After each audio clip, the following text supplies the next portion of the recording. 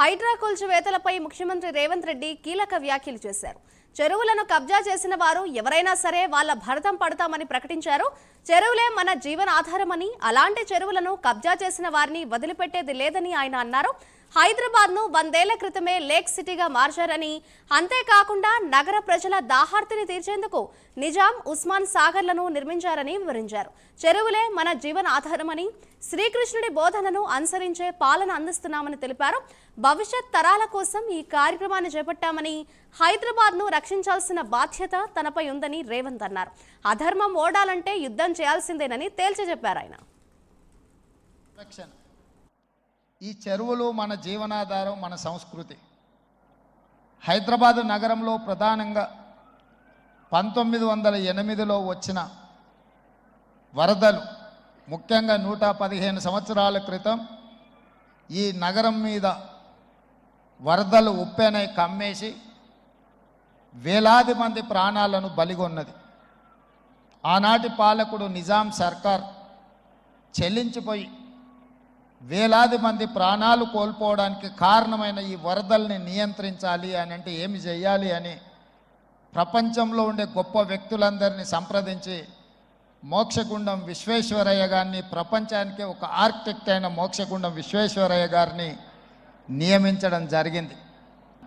ఈ ప్రాంతాన్ని, ఈ క్షేత్రాన్ని, ఈ భూమి యొక్క నైసర్గిక స్వరూపాన్ని అర్థం చేసుకొని వికారాబాద్ అడవుల నుంచి వచ్చే వరదలని నగరం మీద పోటెత్తకుండా ఉండడానికి ఉస్మాన్ సాగర్, హిమాయత్ సాగర్ని నిర్మించి ఫిరంగి కాలువ ద్వారా, మూసీ నదుల ద్వారా, ఈసా నదుల ద్వారా వచ్చే నీటిని నియంత్రించి ఆ నీళ్లను నగరానికి తాగునీటిగా మార్చి ఈ ప్రాంతంలో గొలుసుకట్టు చెరువులను నిర్మించి హైదరాబాదు హెరిటేజ్ సిటీనే కాదు, Hyderabad is a lake city అని చెప్పి నిజాం సర్కార్ 100 సంవత్సరాల ముందే ఒక అద్భుతమైన కట్టడాలను నిర్మించి మనకు అందించాడు.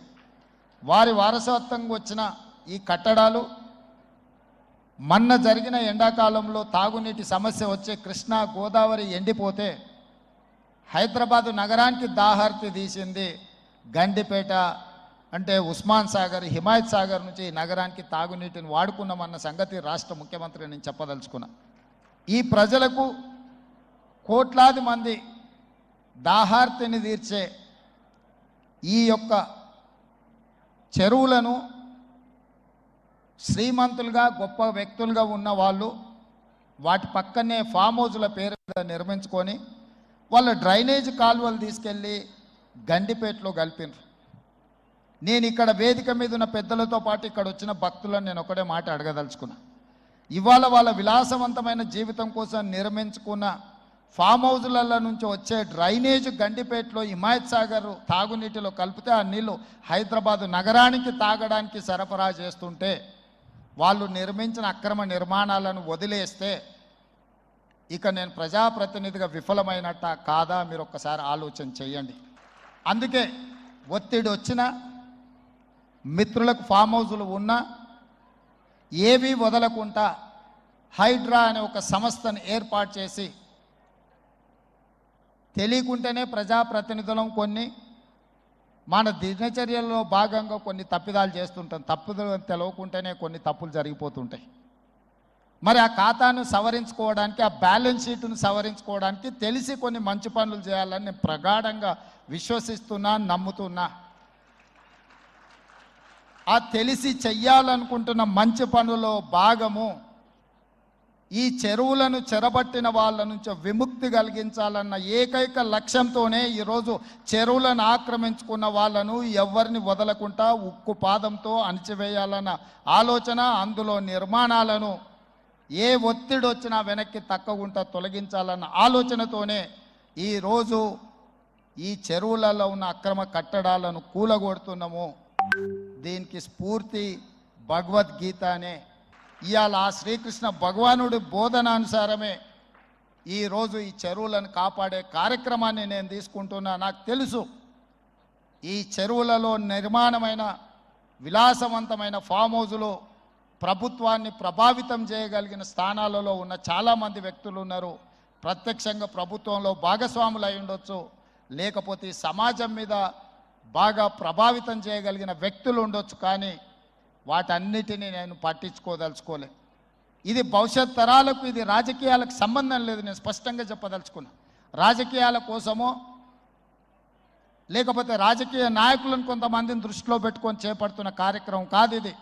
భవిష్యత్ తరాలకు, మన పిల్లలకు, వాళ్ళ పిల్లలకు వారసత్వంగా మనం అందించే సంపద ఈ సరస్సులు, ఈ నదులు, లేకపోతే ఈ రోజున్న ఈ చెరువులు.